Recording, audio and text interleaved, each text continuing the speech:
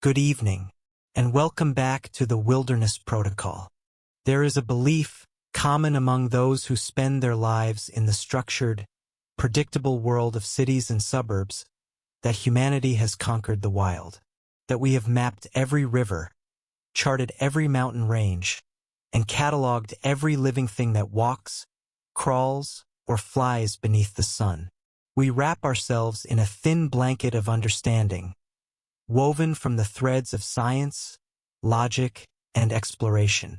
We tell ourselves that the age of discovery is over, that the darkness has been pushed back, and that the world in its entirety is known. This belief is a comfort, and like many comforts, it is a grand and necessary illusion. The truth is that our maps only chart the surfaces of things. Our science, for all its power, can often only describe the what, while stumbling blindly past the why. And the wilderness, the true, deep wilderness, it does not feel conquered. It does not feel known. It feels ancient, patient, and profoundly indifferent to our presence. It operates on a timescale that renders a human life insignificant, and it follows a set of relation grammar that we have only just begun to decipher. Here, at the Wilderness Protocol, we collect the stories that are born in those places where our illusion of control wears thin. The accounts from the deep woods, the high deserts, the frozen poles, and the abyssal depths. These are the records left by those who walked to the edge of the map and found that the world did not end, but that it simply changed. They are stories of patterns broken, of silences where there should be sound, of presences where there should be nothing, of natural laws that seem to be, for a time, suspended. Tonight, we delve into a case from our archives that embodies this unsettling truth more completely than almost any other. It is a story about light, and about sound, and about the terrifying space where the two can meet. To understand the profound wrongness of this account, we must first speak of the phenomenon at its heart, the aurora borealis, the northern lights. Even for the most hardened skeptic, the aurora is a spectacle of humbling, almost spiritual power. We understand the science of it, of course. We can explain it with the cold, elegant language of physics. Particles, ejected from the surface of the sun in a torrent we call the solar wind, travel across 93 million miles of empty space. Upon reaching our planet, they are captured and guided by our magnetosphere, a vast, invisible shield that protects us from cosmic radiation. They are funneled down towards the magnetic poles, a cosmic waterfall of charged particles. And as these particles' electrons, protons strike the atoms and molecules in our upper atmosphere, they transfer their energy. The atmosphere becomes excited, agitated, and in its effort to return to a calm state, it sheds this excess energy in the form of light. Photons, a celestial sigh of relief. The colors we see are a direct result of this process. They are the fingerprints of our own atmosphere. When solar particles strike oxygen atoms at altitudes of around 100 to 300 kilometers, the oxygen emits a brilliant, dancing spectral green. This is the most common color, the one we associate most with the aurora. It is the color of our world, singing back to the sun. If the collision happens higher, where the atmosphere is thinner, oxygen can emit a deep, haunting red. And when the solar particles strike nitrogen molecules, we see hues of blue, or a pulsing, vibrant violet at the very edges of the curtains of light. These are the correct colors. Green, faint red, hints of blue and purple. For centuries, this is what humanity has seen, painted, and woven into our myths. For the Norse, it was the Bifrost Bridge, a shimmering pathway for the gods. For the Inuit, the lights were the spirits of their ancestors playing a game in the sky. For the Sami people of Northern Europe, they were a powerful and dangerous omen, a force to be respected and feared, never to be mocked. There was a universal understanding. The lights were beautiful, they were powerful, and they belonged to a realm beyond our own. But they were always predictable in their palette. The horror of our story tonight begins with a simple, terrifying observation. The northern lights above this park are the wrong colors. But the account we have is not simply about a visual anomaly. It is about something far more insidious, because the record states with chilling certainty that they also whisper. This brings us to the document itself. It is not a story passed down through generations. It is not a frantic call to an emergency line. It is a log, a calm, methodical, scientific log kept by a man who, by all accounts, was one of the most reliable and rational individuals you could ever hope to meet. His name was Elias Thorne. At the time of these events, in the autumn of 2023, he was 58 years old. He was a field biologist and a veteran park ranger with the Canadian Park Service for over 30 years.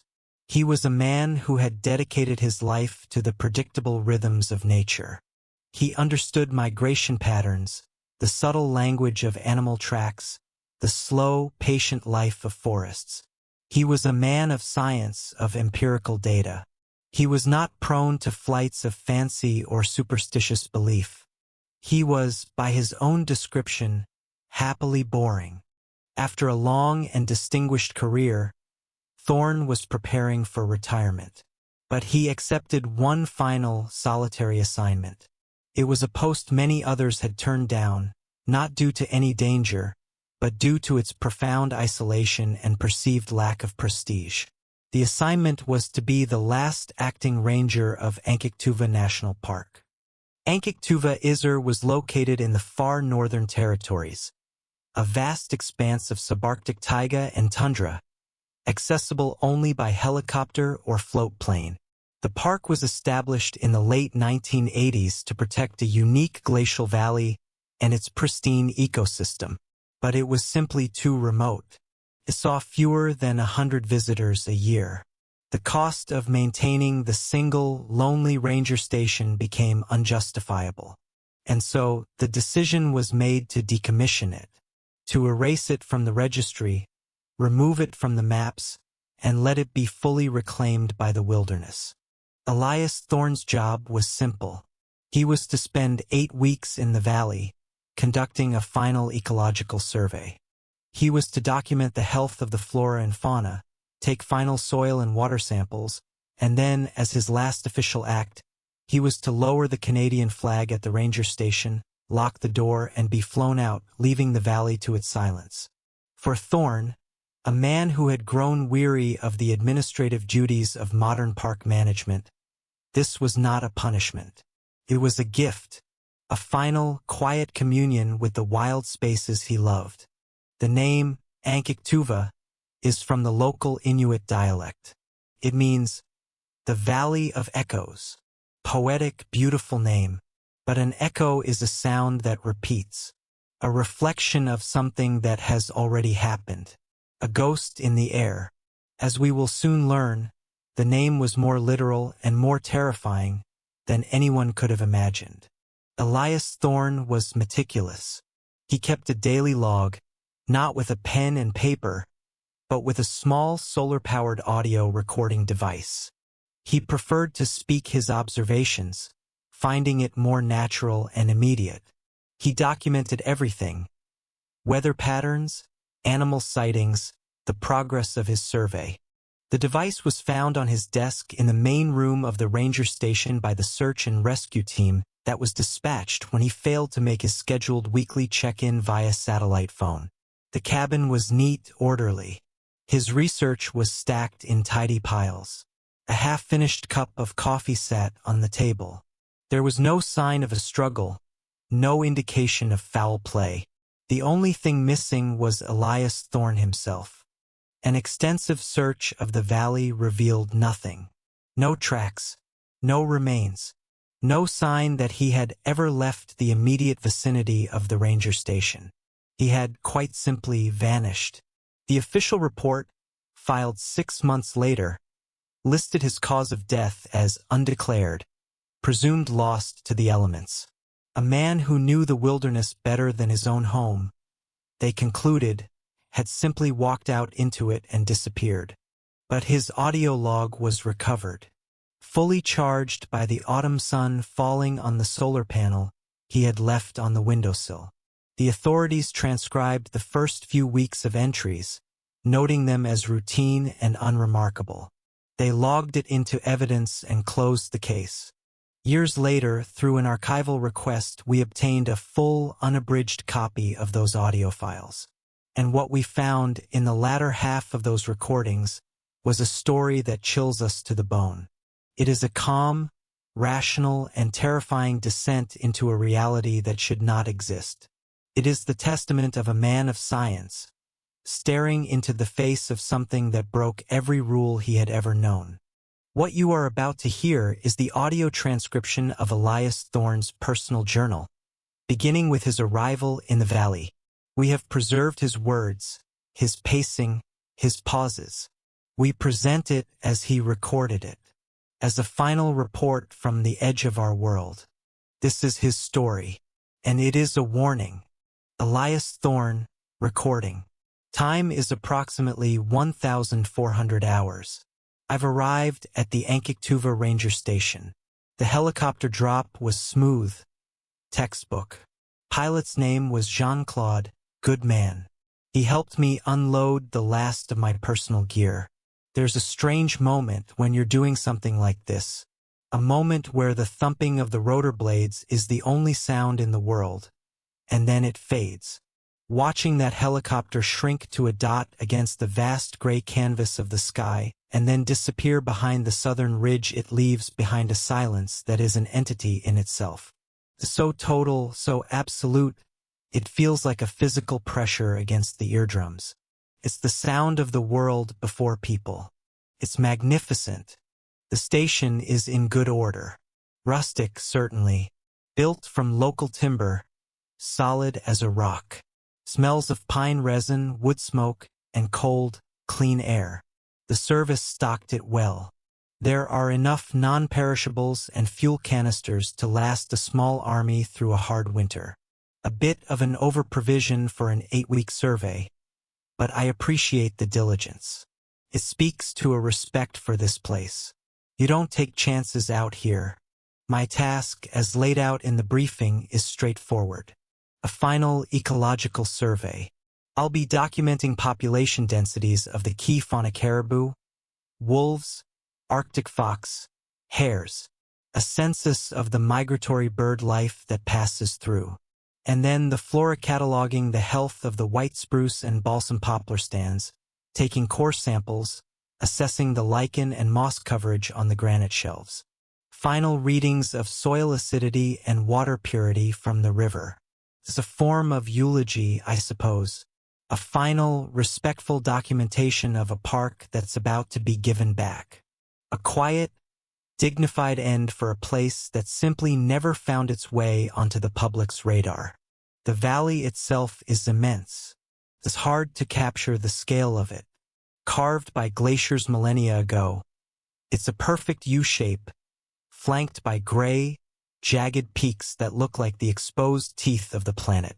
The Ankik River, cold and clear as glass, runs down the center of it all.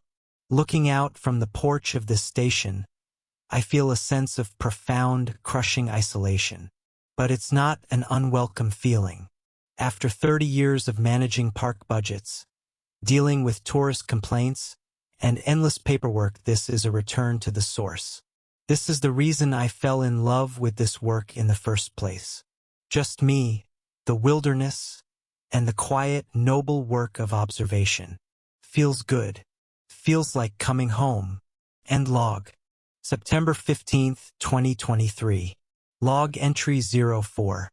The first few days of any solo expedition are about rhythm. Finding the patterns of the place and letting them shape your own. The sun rises late and sets early now, a low, golden arc across the southern sky. The cold is clean, biting. It wakes you up better than any coffee, though I still treasure my morning cup brewed on the old propane stove. I spent yesterday laying out the first of my survey transects. A simple 1-kilometer line running east from the station marked with biodegradable flags. The slow, methodical work. You walk the line and you document everything. Every track, every scat, every sign of life. It forces you to see the world in miniature, to appreciate the sheer density of existence in a place that seems, at first glance, to be empty. The ground is a carpet of mosses and hardy lichens, a palette of muted greens, grays, and rust oranges. It's like a world in itself. I found a set of wolf tracks crossing my line. A large male, judging by the size and depth of the print in the damp earth near the riverbank. He was moving with purpose, not hunting, just patrolling his territory. I feel like a guest in his home, and I find that thought comforting. This place has its own masters. I'm just here to take notes.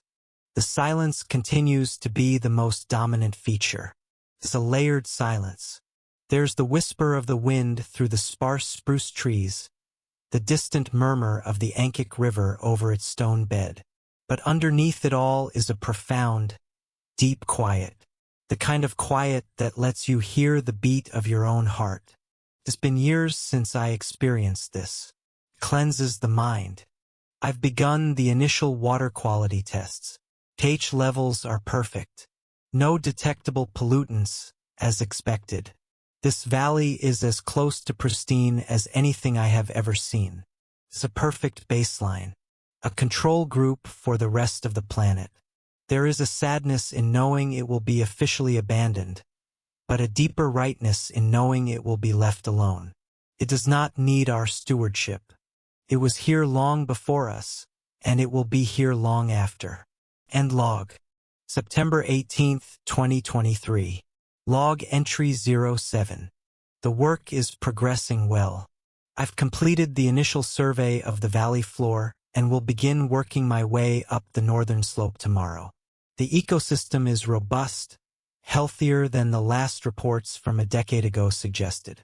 I've cataloged several species of crust os lichen I didn't expect to find this far north, thriving on the exposed granite. The river, as my nets confirm, is teeming with Arctic char healthy, strong specimens. Everything is as it should be. And yet I've noted something. A minor detail, perhaps just a product of my own solitary mind, but my instincts are flagging it. It's the wildlife. I've seen them, of course. A lone caribou grazing on a distant slope. A family of Arctic hares. Their coats already beginning to turn from brown to white. The signs of the wolf pack are everywhere, but their behavior is odd. I've spent a lifetime observing animals. They are typically governed by a simple set of rules. Find food, avoid being food, reproduce. This manifests as either skittishness or, in the case of apex predators, a confident indifference. But here the behavior is different. It's a stillness, a deep, unnerving watchfulness. The hares don't just bolt when they see me. They freeze, yes, but they remain. They sit on their haunches, their noses twitching, their large, dark eyes fixed on me for an uncomfortably long time before they finally bound away. The caribou I saw wasn't just grazing. It would stand motionless for minutes on end, its head raised, not sniffing the air for predators, but listening, watching, staring into the empty distance. It feels like anticipation, as if the entire valley is collectively holding its breath, waiting for something to happen. I'm almost certainly personifying, projecting my own sense of isolation onto the creatures around me. It's a common pitfall in this line of work. Still, I've made a note of it. An ecosystem in waiting. A strange thought. I'll keep observing. Tonight, the sky is clear. The moon is just a sliver. Perfect conditions. I'm hoping to see the lights. It's one of the perks of the job this far north. It never gets old. End log. September 18th, 2023. Addendum. Time 23:45. I saw them. The northern lights. I don't know how to describe what I just witnessed. I need to document this while it's still fresh, while my mind is still reeling. I need to be objective, clinical, but I feel shaken. I've seen the aurora borealis hundreds of times. From research stations in Alaska, on lonely patrols in the Yukon, even from a plane over Greenland. I know its moods, its colors, its rhythms. It is one of the great, reliable wonders of the natural world. I thought I knew it. I was wrong. It began as expected. A faint, greenish-white arc on the northern horizon. So pale it was almost indistinguishable from a high-altitude cloud. Then it intensified. The familiar, ethereal, beautiful ribbon of pale green began to rise, to ripple. It formed a curtain of light that danced slowly, gracefully, across the zenith. The classic, textbook aurora. I stood on the porch, a mug of tea growing cold in my hands, and I felt that familiar sense of peace and wonder. But then it changed. It started at the eastern edge of the curtain. A new color began to bleed into the green. Not the faint pink or soft rose you sometimes see at the fringes. This was a crimson, a deep, saturated, Venus crimson, the color of old blood. It didn't mix with the green. It pushed it aside. Pulsed, a slow, sickening, rhythmic throb, like a vast, celestial heartbeat. It was a color that felt organic, alive, and profoundly unwell. Before I could fully process that, another color erupted from the west. A violent, electric violet. It wasn't a soft purple. It was the color of a chemical fire of a high-voltage arc. It didn't flow or dance. It clawed its way across the sky in jagged, angry streaks, tearing through the green curtain like lightning through a cloud.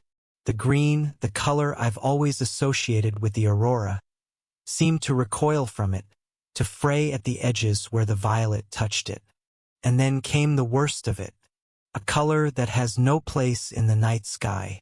From the very heart of the display, a yellow began to spread. A sickly, sulfuric, jaundiced yellow. It was the color of industrial waste, of rot, of poison. It oozed into the gaps between the warring crimson and violet, a foul, nauseating smear against the blackness. The colors didn't blend into a beautiful spectacle. They competed. They writhed against one another, creating sharp, unnatural borders, like oil and water refusing to mix. The familiar, graceful dance of the aurora was gone. In its place was a convulsive, tortured, almost agonized movement. The entire sky was a canvas of wrongness. It was, and I say this with no exaggeration, the most terrifyingly beautiful and profoundly disturbing thing I have ever seen. My first instinct, the scientist in me, was to document. I rushed inside and grabbed my high-spec DSLR camera, the one I've used for years for astrophotography. I mounted it on the tripod, set the exposure, and the results were useless. The images are a mess of digital noise, sensor bloom, and incoherent color bleed. The camera's sensor, a machine designed to capture light with perfect fidelity, could not process it. It was as if the light itself was actively hostile to being recorded, as if its very nature was anathema to our technology. My second instinct was to find a rational explanation. I fired up the satellite internet link. I checked the NOAA space weather reports, the geomagnetic indices from observatories around the world. The verdict was unanimous. A moderate solar wind stream was hitting the Earth, a minor G1 class geomagnetic storm, the kind of event that might produce a decent display in Scandinavia, but nothing that could account for the intensity, the duration, and the aberrant palette I witnessed tonight. The official channels report nothing out of the ordinary. It's as if this valley, this specific patch of sky above my head, is operating under its own private set of physical laws. I'm trying to formulate a hypothesis. Could there be a unique combination of atmospheric gases trapped in the U-shape of this valley? some exotic mineral deposit in the mountains that is being excited into fluorescence by the solar particles? Every scientific explanation I can conjure feels thin, inadequate. An excuse my rational mind is desperately fabricating to cover a truth it doesn't want to face. The display lasted for almost 2 hours. It only faded a few minutes ago. The sky is now black and silent again. But the silence feels different. It no longer feels peaceful. It feels charged, heavy. The memory of those colors is burned onto the back of my eyelids. That pulsing crimson, that jagged violet, that diseased yellow. I will continue to monitor the sky. I must. But a part of me hopes I never see it again.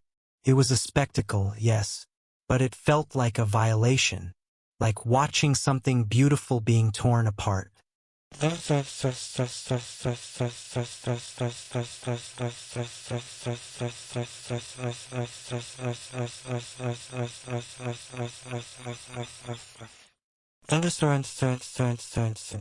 lights returned last night, and the night before that.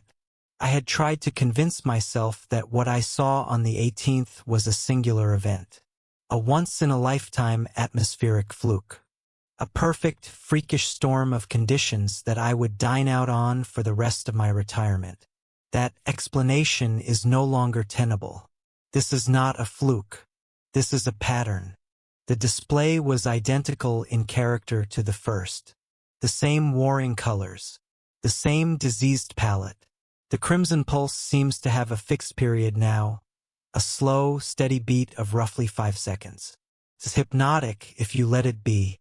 I find myself consciously looking away, focusing on the dark shapes of the mountains to recalibrate my senses. The violet light still tears across the sky with the same chaotic, jagged energy. Feels angry. It's an absurd thought to assign emotion to a photon emission. But the observation stands. Its movement is violent. I spent an hour last night just watching the boundary between the green and the sulfuric yellow. The normal, healthy green light of the aurora seems to fade and wither where it meets the yellow. It's like watching a healthy forest at the edge of a toxic chemical spill. The boundary is a line of decay. I've checked the space weather reports every 4 hours. The data remains unchanged. Minor solar wind, low to moderate geomagnetic activity. I even cross-referenced with amateur aurora-chasing forums in Norway and Finland. They're reporting faint, standard green displays. Nothing more. This is local. Whatever is happening here, in the sky directly above this valley. The thought is deeply unsettling. It violates a fundamental principle. The sky is universal. The phenomena up there should be visible across vast regions. But this feels contained. A private performance for an audience of one. And I am not sure I want the ticket. End log. September 25, 2023. Log entry 14. It has been a full week. 7 consecutive nights. The lights are back again tonight. A silent, colorful storm raging above me. Their persistence is, from a scientific standpoint, the most anomalous aspect of this entire affair. The aurora is a fickle, transient phenomenon, utterly dependent on the ever-changing stream of particles from the sun. For it to appear with this same intensity, this same character, for 7 nights in a row during a period of documented solar calm, it is impossible. It is like having a hurricane sit over a single town for a week, without wind or rain. It defies the physics I have built my life upon. My attempts to rationalize it are growing more desperate, more outlandish. A pocket of unknown gas released by geologic activity? Reacting to a constant magnetic field? It doesn't hold up. Any such gas would dissipate. Any such magnetic field would have been detected long ago. Every logical path leads to a dead end. I am left with an observation that I cannot explain and cannot ignore. And the land is responding. The subtle watchfulness I noted in the wildlife is no longer subtle. It has become a profound, communal fixation. The silence in the valley has deepened. The wolves, whose calls I heard the first few nights, no longer howl. They are silent. I haven't heard a single bird, not a raven's croak, not a chickadee's call in at least 3 days.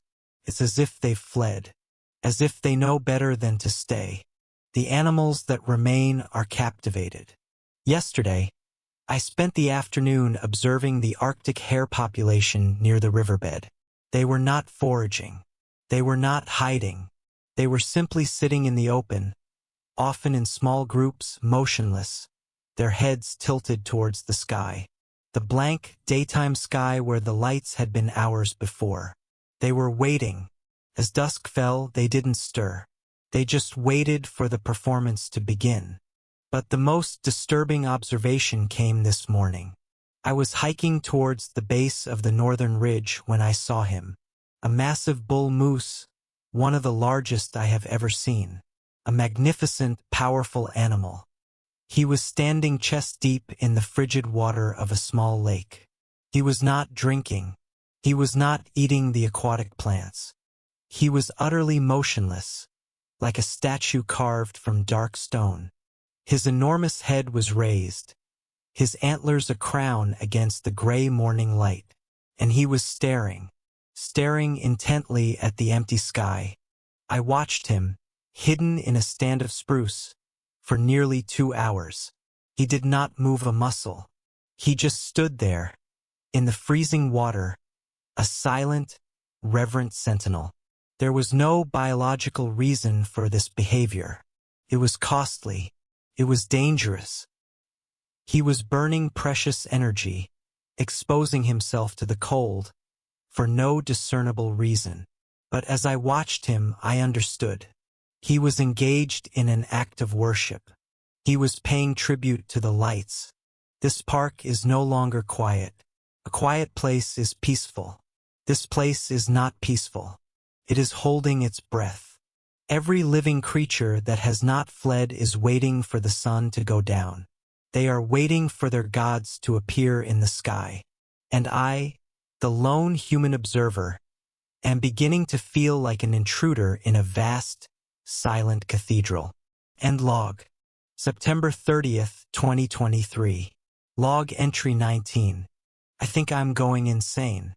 I have to consider that as a legitimate scientific possibility. Solitary confinement is known to induce psychosis, auditory and visual hallucinations, paranoia. I have to document what I am experiencing. But I must also acknowledge that the instrument of observation, my own mind, may be compromised. It started 2 nights ago. The lights were particularly violent. The crimson and the violet were warring directly overhead, a silent, furious battle. I was on the porch, wrapped in my parka, forcing myself to watch, to document. And that's when I heard it. Except I didn't hear it. That distinction is critical. My ears, my physical auditory system, registered nothing but the low moan of the wind through the eaves of the cabin. This was different. It was a sound, or the sensation of a sound, that manifested directly inside my skull. It began as a faint static, a crackle, like the ghost of a long-range radio signal, struggling to resolve itself from the noise of the universe. It was a pressure, a vibration that seemed to resonate with the fillings in my teeth. I stood up, shook my head violently. I thought perhaps it was tinnitus, brought on by the silence, or a sudden change in blood pressure. I went inside, drank 2 glasses of water, and tried to dismiss it. Auditory pareidolia, the brain, desperate for stimulus, creating a pattern from nothing. I went to bed and convinced myself it was a symptom of fatigue. But last night it happened again. The moment the lights began to tear across the sky, the static returned. Only this time it was clearer, more defined, and within the static there were patterns, modulations, rises and falls in pitch and intensity, cadence. It was, for lack of a better or more accurate word, a whisper.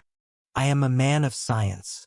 I do not believe in ghosts or spirits, but the sensation was undeniable. A persistent, sibilant, layered whisper, just at the edge of comprehension, echoing not in the air around me, but in the very architecture of my consciousness. I covered my ears with my hands, pressing until it hurt. It made no difference. The sound wasn't coming from outside. It was already in. I'm trying to hold onto my sanity. I'm listing the facts as I know them. 1. I am alone. 2. I am sleep-deprived. 3. I am witnessing an unprecedented atmospheric event. 4. I am now experiencing auditory phenomena with no discernible external source. The most logical conclusion is that my mind is failing. But it doesn't feel like a failure. It feels like a reception. It feels like my brain has become an antenna, and it has just picked up a signal it was never meant to receive. End log. October 2nd, 2023. Log entry 21. The whisper is real. I mean, real to me. That is the only reality I can now attest to. It is no longer just a shapeless static. I am beginning to discern its character. It is not a language. Not a human language, anyway. There are no words I can recognize. It is a stream of soft, sibilant phonemes. Hushing sounds, like SHH, layered with sharp, dry clicks, and a low, guttural hum that seems to form the foundation of it all. And it is intrinsically linked to the lights. It is their voice. I spent all of last night observing, forcing myself to listen, to correlate. When the crimson light pulses, the whisper deepens, the guttural hum becoming more prominent. Feels like a bass note that vibrates in my chest. When the streaks of violent violet flash across the sky, the whisper becomes a high, sharp hiss, like air escaping a punctured line. The sickening yellow light is accompanied by a softer, wet, layered sound, a chittering that is the most repulsive of all. The lights are not silent. They have a voice, and I am the only one who can hear it. Today, I conducted an experiment. The scientist in me demanded it.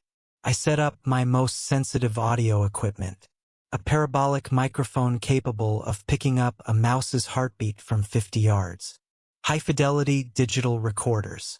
I aimed it all at the sky as the lights began their terrible dance. I sat in the cabin, headphones on, watching the levels on my recorder. Nothing. The meters showed only what they should. The low-frequency rumble of the wind, the occasional pop of the cabin timbers contracting in the cold. Absolute, pristine silence from the sky. I took off the headphones, and the whisper was there, in my head, as loud and clear as ever.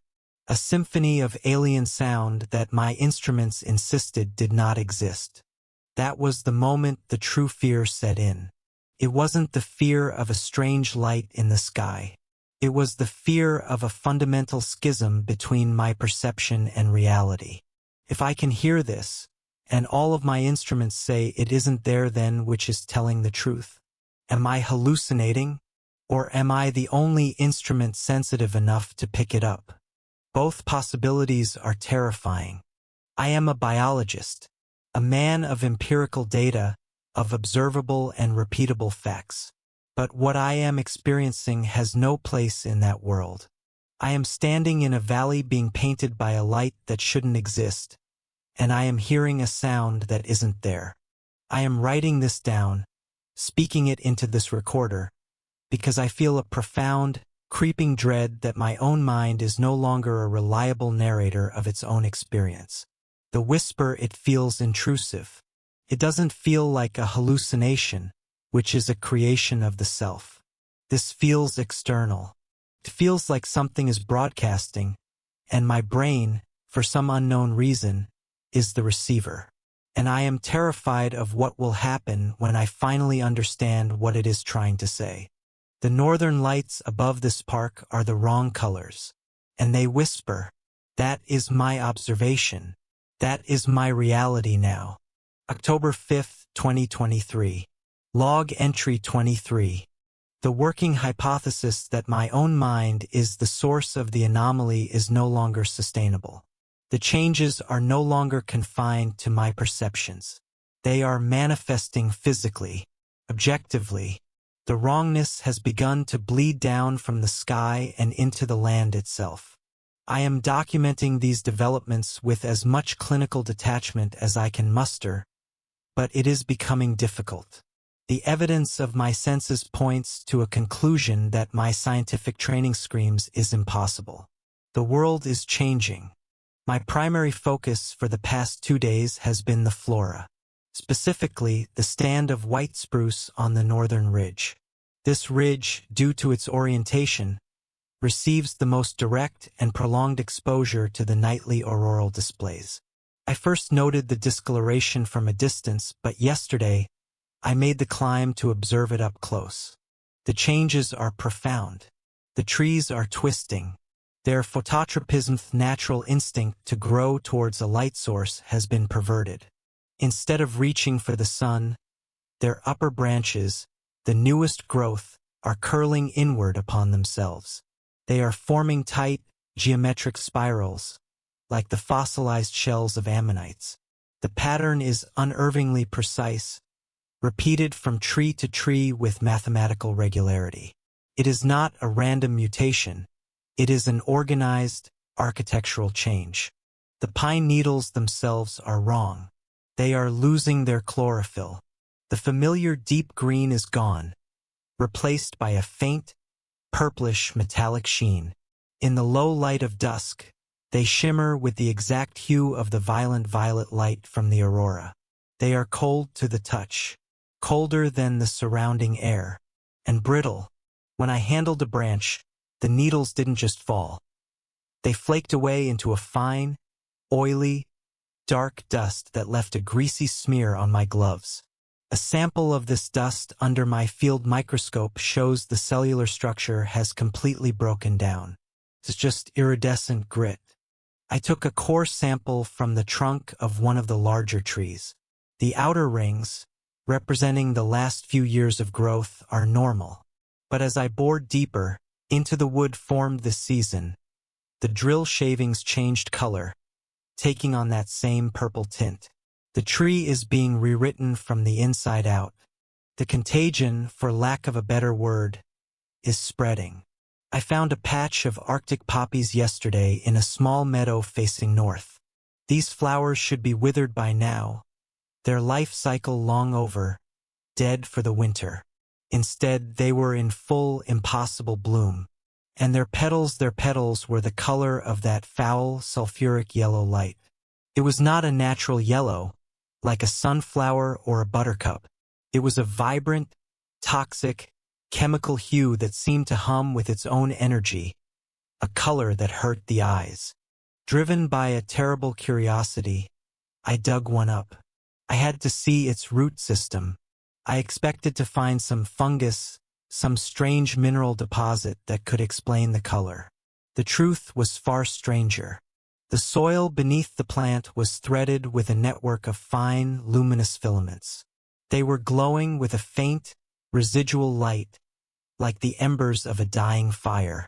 The plant's roots were not drawing nutrients from the earth. They were wrapped tightly around these glowing threads. The plant wasn't feeding on the soil. It was feeding on the light.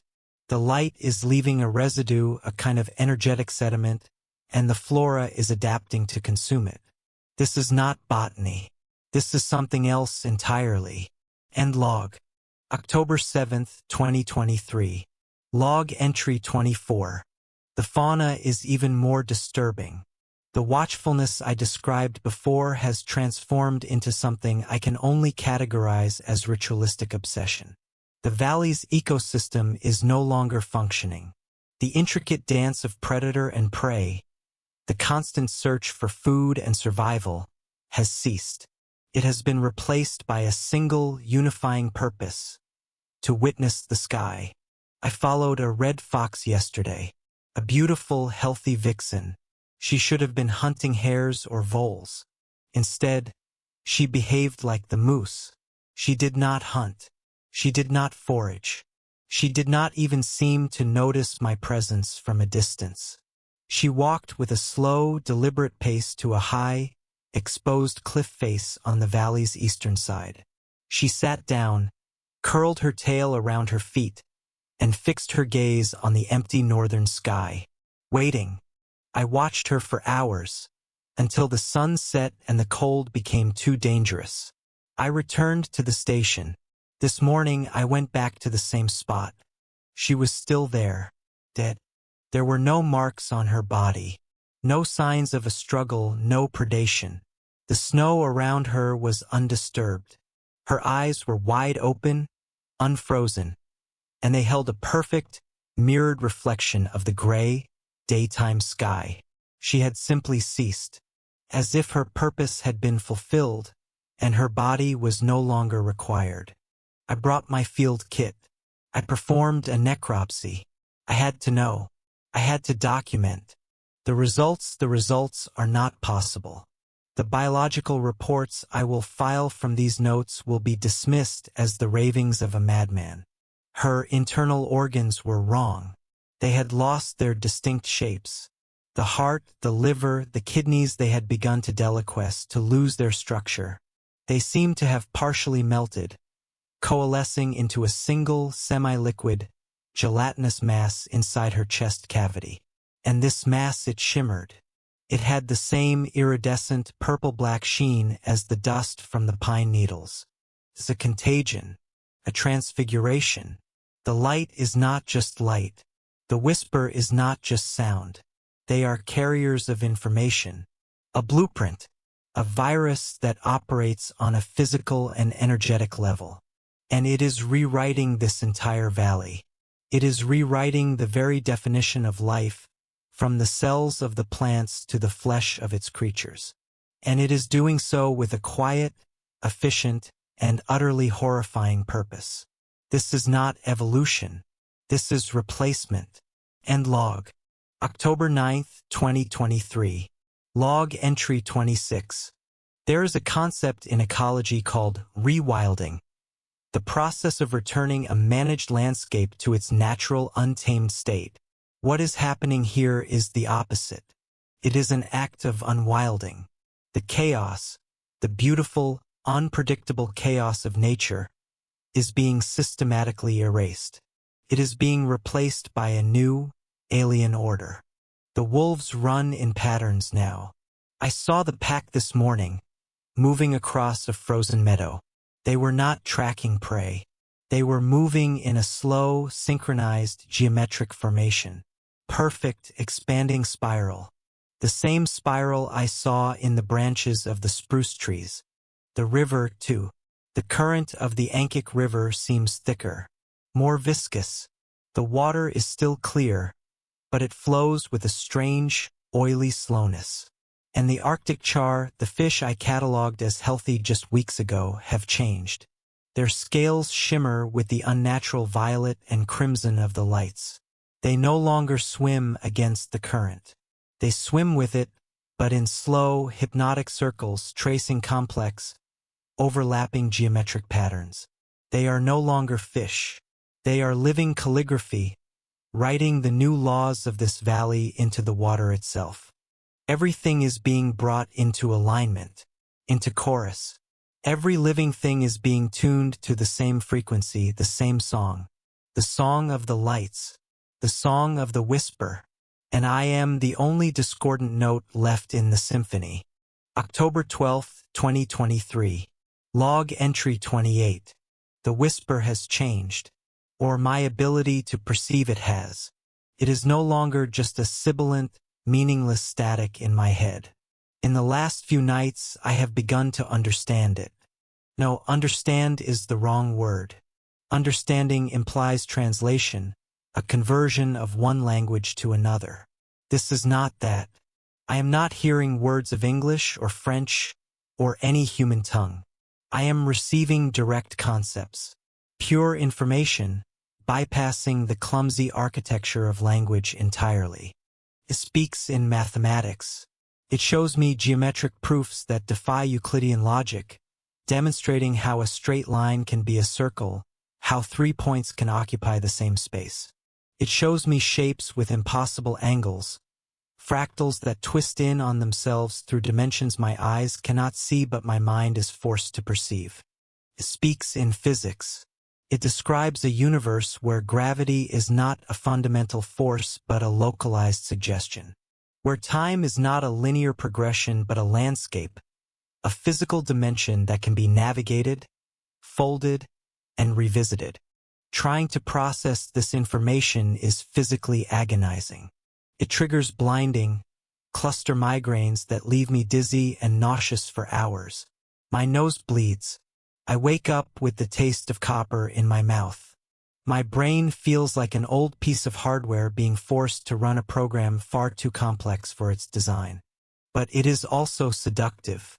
There is a purity to the information, a terrifying, crystalline elegance that makes all of human science seem like the crude drawings of a child. It feels like I am being taught the fundamental grammar of reality, and realizing that everything I learned before was just a pidgin dialect, flawed and incomplete. The whisper, the entity behind it, it doesn't feel malevolent. It doesn't feel hostile. It feels indifferent, utterly and completely indifferent. It is a broadcast, a transmission of what is. Like a star that shines without caring who sees its light, this phenomenon is simply revealing its nature, and the valley and everything in it is simply changing in response. Last night it showed me the valley, not as I see it with my eyes, but as it sees it. A lattice of vibrating energy, a nexus point, a place where the membrane between realities is uniquely thin. The lights are not a phenomenon in our sky. The lights are the sky of another place, tearing through the veil into ours. I can no longer sleep for more than an hour at a time. The whispers are there in my dreams, clearer, more insistent, more complex. They are teaching me, recalibrating me. I find myself looking at my own hands, at the trees, at the rocks, and I can almost see them for what they are. Not solid objects, but shimmering, complex equations of energy. The beauty of it is a physical pain, and I am becoming terrified that I am starting to enjoy it. End log. October 14th, 2023. Log entry 33. My instruments are useless now. They are monuments to a system of physics that no longer applies in this valley. They are relics of a dead paradigm. I suppose, in a way, their failure is the most honest piece of data I have gathered yet. I tried the magnetometer again this morning. For weeks, it has been my paperweight, its needle frozen pointing north-northwest. Today, as the pre-dawn light began to glow with the promise of the coming display, the needle began to move. It did not spin erratically, as a compass would in a strong magnetic field. It began to trace patterns, slow, deliberate geometric patterns. It drew a perfect 7-pointed star, then a spiral that tightened inward. The same spiral I saw in the branches of the spruce trees. The instrument designed to read the planet's fundamental field was now drawing the new sigils of this place. It is no longer measuring. It is sketching. The Geiger counter is equally useless. It does not click in response to known radiation. Instead, it chatters constantly, a meaningless, panicked rhythm that only ceases in moments of absolute darkness. The light itself seems to be the source of the emission, but it is a form of energy my equipment has no name for. It is simply noise, a frantic digital scream. My camera, my trusted companion for 30 years, my external eye is broken. I did not drop it. It has not been exposed to moisture. It simply gave up. Yesterday, I picked it up to attempt once more to photograph the transformed poppies. Looking through the viewfinder, the world was distorted, warped as if through cheap, melted glass. I took the lens off to clean it. It was pristine. But as I held it in my hand, a network of fine, hairline cracks spread across the primary element, emanating from the center. It fractured with a faint, high-pitched ping, the sound of stressed crystal surrendering. The internal sensor is fried, completely unresponsive. It's as if the world it was built to capture no longer conforms to the principles of optics. The light is now unphotographable. The universe has become camera-shy. I am the only instrument left. My observations, filtered through my increasingly unreliable senses, are all that matter now. My own biology is the final recording device, and I fear it too is beginning to fail. Or perhaps it is beginning to work correctly for the first time. End log. October 16, 2023. Log entry 35. Today I walked to the river. I needed to see the water, to see something that was supposed to be a constant. The water is clear, but it flows with that same strange viscosity I noted before, almost like thin, clear oil. The Arctic char are still there, swimming their hypnotic circles. Their scales now possess a full, deep luminescence. They are no longer reflecting the light from above. They are generating their own. They glow with the same internal violet and crimson fire. They are living lanterns, tracing the new physics of this place into the currents. I no longer think of them as fish. They are axioms. They are living equations. The whispers are becoming clearer. The concepts they transmit are growing in complexity. Last night they moved past geometry and physics. They began to speak of biology. They showed me life not as a struggle for survival, but as a temporary vessel for information. A flawed, organic medium for a message that is ultimately eternal and crystalline. It showed me evolution as a slow, inefficient, and painfully random attempt to build a proper receiver for the broadcast. It explained flesh and blood as a crude first draft. The thought was so profound, so devastatingly logical in its alien way, that I fell to my knees. The old part of me, the biologist, felt a sense of violation, of blasphemy. But a new part of me, a part that is growing stronger every day, felt a sense of homecoming, of recognition. I decided I had to try. I had to make one last attempt to reach the outside world. Not for rescue. The thought of being rescued from this place now seems absurd, like being rescued from the middle of a symphony.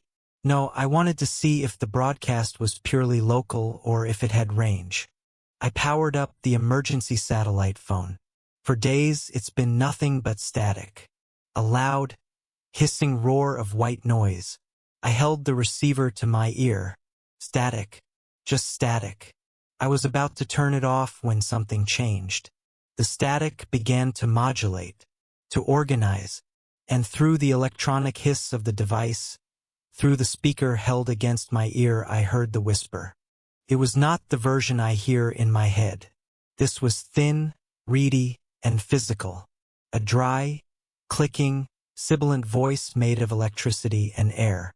The sound of it, given physical form, was the most obscene thing I have ever heard. It was a violation. It felt like finding a parasite had learned to perfectly mimic your mother's voice. It was proof that this thing was not a figment of my imagination. It was a signal, a real signal, strong enough to hijack a satellite uplink. I threw the phone against the wall. It shattered into pieces. I had to smash it. Not out of fear, but out of a sudden, fierce, protective instinct. An instinct to protect the purity of the whisper in my head from that crude, mechanical mockery. I chose the internal voice over the external one. In that moment, I realized I had switched my allegiance. I was no longer on the side of humanity. I was on the side of the valley. The isolation is now absolute. I have destroyed my only link to the world I came from. I am the only sentient human being in a valley that is becoming something else. Or perhaps the whispers suggest this: I am the only thing left here that is not yet fully sentient. They suggest that what I call consciousness is a cage, a set of filters, a limitation. They offer a way out, a key. and the lock is my own sense of self. End log. October 18th, 2023. Log entry 37. The dissolution is accelerating. My thoughts are no longer entirely my own. My past has become a library of curiosities, a collection of data I can access but no longer feel. I try to conjure a memory of my wife, Sarah. I can picture her face, the way her eyes would crinkle when she laughed. I can access the data point, but the emotion connected to it, the warmth, the love, it's gone. It's like looking at a photograph of a stranger, a pleasant-looking woman from a history book. The file is there, but the emotional resonance has been wiped. I try to remember the taste of coffee, the smell of rain on hot asphalt, the feeling of driving on a busy highway. These memories are thin, transparent, like faded watercolors. They lack substance. They feel like the experiences of another person, someone I read about once. They are being overwritten, replaced by a new set of memories, memories that are not my own. I can see spiraling, chromatic nebulae where stars are being born and dying in seconds. I can perceive the silent, slow-motion ballet of tectonic plates grinding against each other. I understand the mathematical elegance of a snowflake's crystal structure as if I designed it myself. These are not thoughts. They are experiences. The whispers are no longer teaching me. They are imprinting me. I caught my reflection in the dark glass of the cabin window earlier. The face looking back was gaunt, pale. That was to be expected. But my eyes, my pupils are permanently dilated, wide and black, even in the bright lamplight. They drink in the light, and the irises they were always a simple hazel brown. Now they are shot through with flecks of that deep electric violet. In the right light I can see it, a faint but definite violet sheen. My own biology is succumbing to the transfiguration. The light is getting in. I should be horrified. I know this. There is a small, terrified part of me, the old me, the Elias Thorne who arrived here weeks ago, screaming in some deep, locked room in the back of my mind. He is banging on a door that will not open. He is begging me to run, to fight, to scream. But the rest of me, the greater part of me now, is calm. The rest of me is curious. The rest of me feels a sense of becoming. The whispers promise a unity of perception. To see what the light sees, to know what it knows, to be what it is. The promise is overwhelming. It is the promise of an end to the painful, lonely separation of the self. The promise of joining the chorus. I am not losing my mind. I am trading it for a new one. End log. October 19th, 2023. Log entry 38. This is the final entry. It's happening. Tonight. The sky, oh, the sky. I wish I had the words I used to possess. They seem so crude now, so inadequate. There is no blackness left. There are no stars. The familiar celestial map, the constellations that have guided humanity for millennia, they have been wiped clean, erased. There is only the light. It is not dancing anymore. That was the prelude, the overture. This is the performance itself. It is descending. It is a slow, silent, and impossibly vast waterfall of color, pouring down from the zenith. A river of liquid light, breaking on the shores of our reality.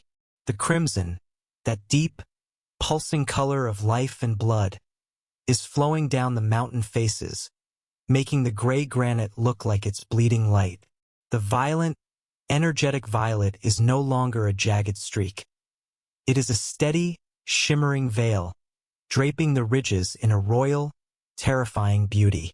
And the jaundiced, venomous yellow it moves like a slow, glowing fog, filling the basin of the valley, pooling in the low places.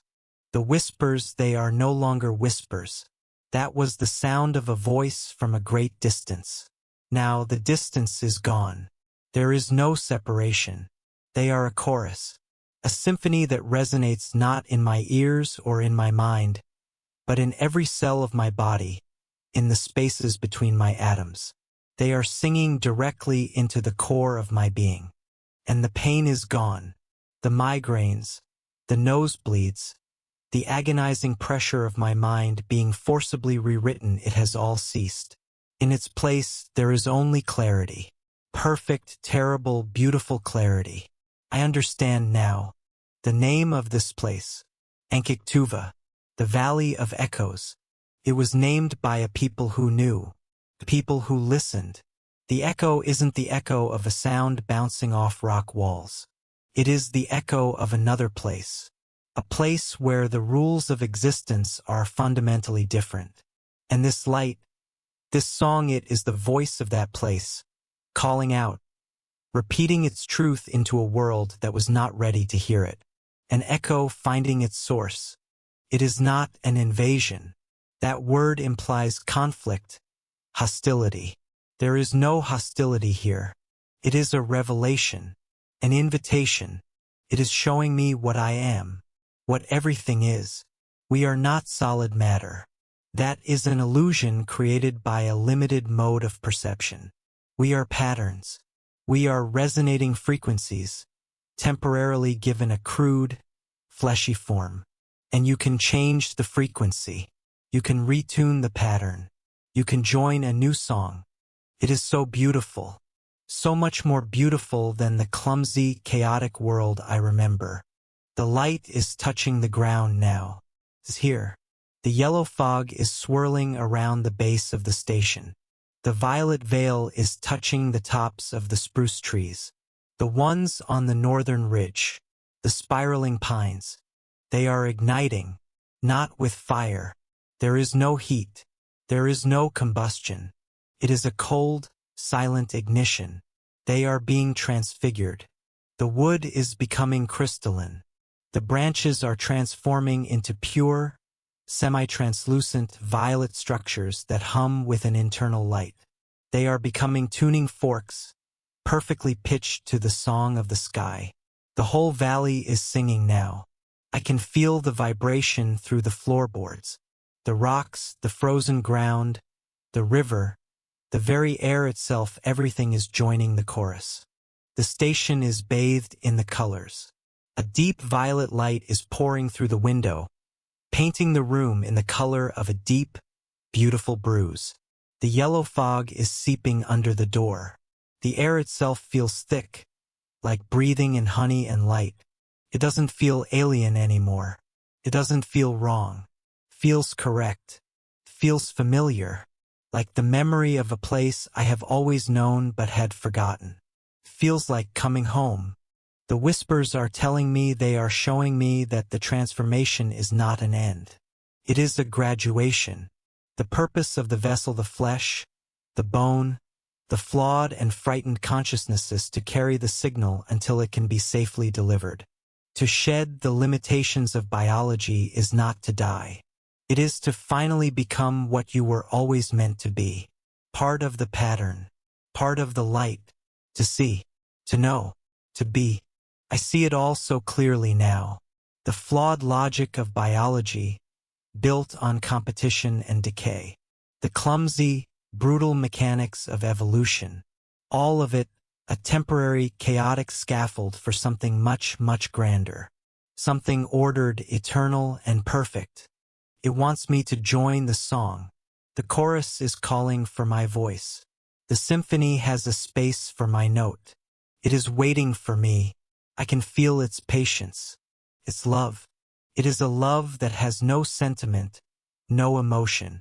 It is the love of a mathematician for a perfect equation. The love of a system for its own completion. I have to go out. I can no longer observe this through glass and wood. I can no longer be separate. I need to feel it. I need to be in it. The old part of me is gone now. The screaming man in the locked room is silent. I think he died a few days ago, when he saw the new light in his own eyes and realized the door would never open. I am what's left. I am the one who understands the music, My purpose, the purpose of this final survey, was not to document the end of a park. It was to document the beginning of this, to be the witness, and now to be the participant. The door is right there. Outside that door is not a cold, empty wilderness. Outside is eternity. Outside is understanding. I am not afraid. I have never felt so calm in my life. This is not death. This is not an end. This is a metamorphosis. I am setting the recorder down on the desk. Let it be my final log, my final data point. I am walking to the door. I am opening the door now. That was the end of the final recording from Elias Thorne's device. A final data point from an observer who, by his own account, had ceased to be an observer and was in the process of becoming data himself. An abrupt, sharp click, followed by a silence that has, in effect, lasted for years. What followed that silence was the slow, methodical, and ultimately bewildered response of the world that Elias had left behind. 2 weeks after that final transmission, when Elias failed to make his second consecutive scheduled satellite check-in, official procedures were initiated. A search and rescue operation was mounted. A helicopter, much like the one that had delivered him to his post, sliced through the profound quiet of the valley. The team, composed of 4 highly experienced Northern SAR operators, expected to find any number of scenarios. A medical emergency, an equipment failure, perhaps even the tragic but understandable aftermath of a bear attack. What they found was far more disturbing. They found the Ankik-Tuva Ranger Station exactly as Elias had described it in his final moments. It was empty but eerily undisturbed. There were no signs of a struggle, no overturned furniture, no indication of panic. His handwritten journals and meticulously organized survey notes were stacked neatly on the desk. His scientific equipment was, as his log attested, non-functional and broken in bizarre ways: the shattered satellite phone, the cracked camera lens, the inert Geiger counter. On the small kitchen table sat a half-finished cup of coffee, long since cold, a fossil of a final, normal moment. The only thing missing was Elias Thorne. The team began a standard grid search, a procedure they had performed hundreds of times in the unforgiving northern wilderness. They looked for tracks, for signs, for any clue as to which direction he might have gone. They found nothing. The official report, which we have in our archives, dedicates a full, perplexed page to this single fact. The new autumn frost on the ground around the cabin was a perfect, unbroken sheet. There was not a single footprint leading away from the door. It was as if Elias Thorne had opened the door, as he said he did, and had simply ceased to interact with the physical world. As if he had evaporated into the cold, clean air. The initial search lasted for 72 hours before a blizzard forced a retreat. Subsequent searches over the next month yielded the same impossible result. Nothing. No body. No clothing. No trace. Elias Thorne, a man who knew the wilderness better than his own home, a man who could read the land like a book, had vanished from its pages entirely. This, of course, is where the official story must be written. The world Elias left behind does not have a category for men who hear whispers from the sky and dissolve into light. It must find a narrative that fits within its known, established parameters. The Ankik-Tuva Incident Report, Case 734C, concludes that Ranger Elias Thorne, a 58-year-old male with no prior history of mental illness, likely suffered a rapid and severe psychotic breakdown due to the effects of prolonged isolation. His detailed audio logs, particularly the later entries, were cited as clear evidence of solitude-induced derealization, culminating in significant auditory and visual hallucinations and extreme paranoia. The official theory posits that, in his delusional state, he wandered out of the cabin during the onset of the blizzard that would arrive days later, becoming disoriented and quickly succumbing to the elements. The lack of a body was attributed to scavenging by the local wolf population. It is a neat, tidy, and logical explanation. It accounts for all the facts except for the ones that truly matter. The report also addresses the environmental anomalies Elias documented. The search team had, after all, confirmed them.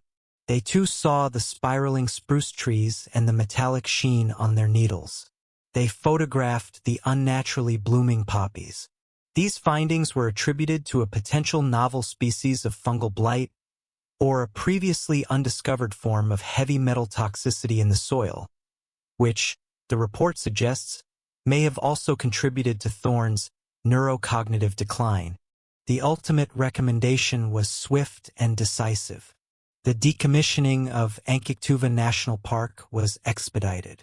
The area was deemed ecologically sensitive and potentially hazardous to human health. All access was indefinitely restricted. The reports, the photographs, the samples, and Elias Thorne's strange, terrifying audio log were classified. The Valley of Echoes was officially silenced. And so we are left with two stories. The official story of a good man's mind breaking under the strain of solitude, and Elias's story, a story of the world itself breaking. Here at the Wilderness Protocol, we do not claim to have the definitive answers. Our purpose is to be an archive for the questions. And the case of Elias Thorne raises the most profound questions of all. Let us, for a moment, entertain the official conclusion. Let us accept that Elias Thorne went mad. Does that make his experience any less terrifying? The human mind is, in itself, the deepest wilderness. To think that our own consciousness, the very thing we rely on to navigate reality, can construct such a detailed, internally consistent, and ultimately fatal delusion is a horror of a different kind. To believe that the profound silence of the wild can become so loud in one's own head that it convinces you to walk out into a blizzard is a testament to our own fragility. In this version of the story, the monster was not in the sky. It was in the skull. And that is a monster that each and every one of us carries.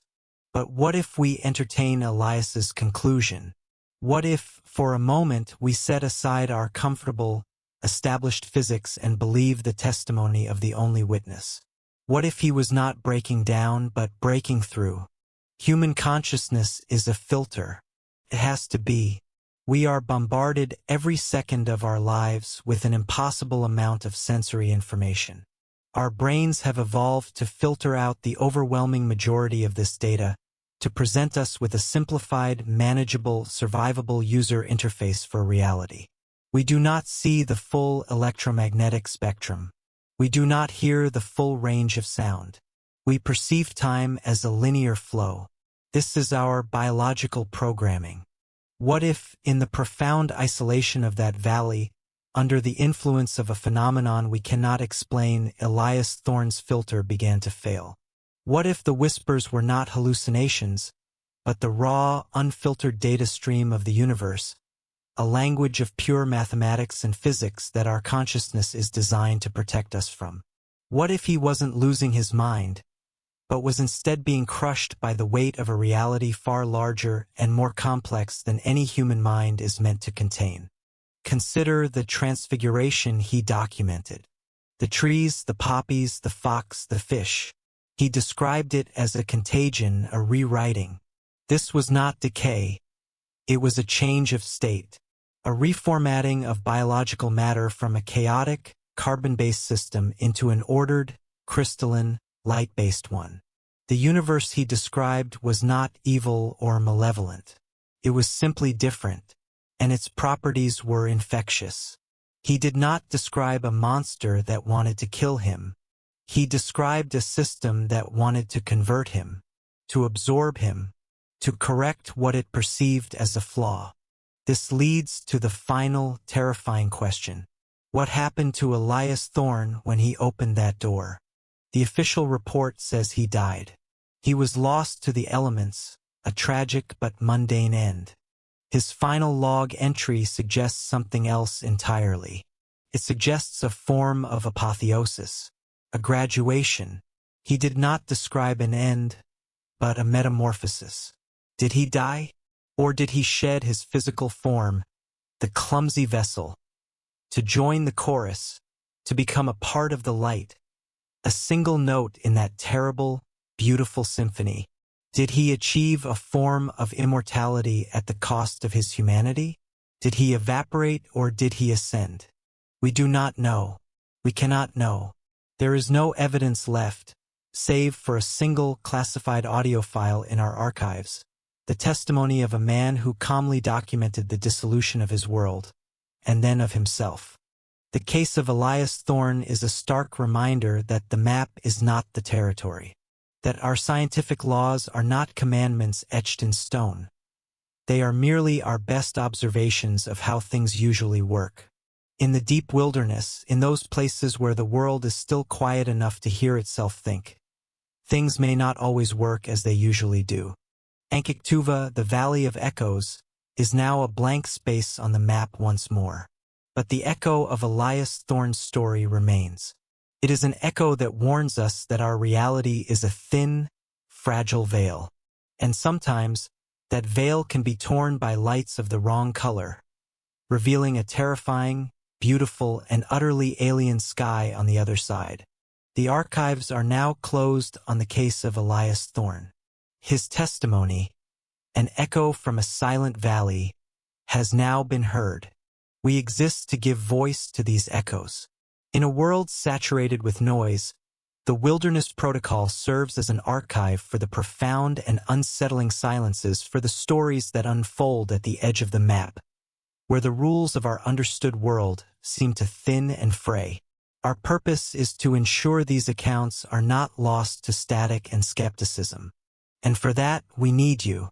This channel is not just a broadcast. It is a community of witnesses, a gathering of those who have stood in the wild places and felt that the world was far older, stranger, and more vast than we are taught. The comments section of our protocol serves as a public forum, an archive for shared experiences. If the wilderness has ever whispered to you, if you have seen tracks that belong to no known creature, if you have felt a presence in the deep woods where nothing should be, if you have seen things at the edge of the map that you cannot explain, leave your testimony below. We read every entry. Your experience is a valuable piece of the great, unfinished puzzle. You are not alone in what you've witnessed. If you believe these stories deserve to be preserved and heard, you can support our work in a few simple ways. Let us know that this transmission has reached you by leaving a like. It serves as a quiet signal, an acknowledgement that another voice from the wilderness has not been lost. And to be notified when the next file is declassified from our archives, subscribe to the Wilderness Protocol. Be sure to activate the notification bell. It is the only way to ensure you receive our next transmission the moment it is released. Our subjects are often fleeting and the evidence fragile. You will not want to miss what comes next.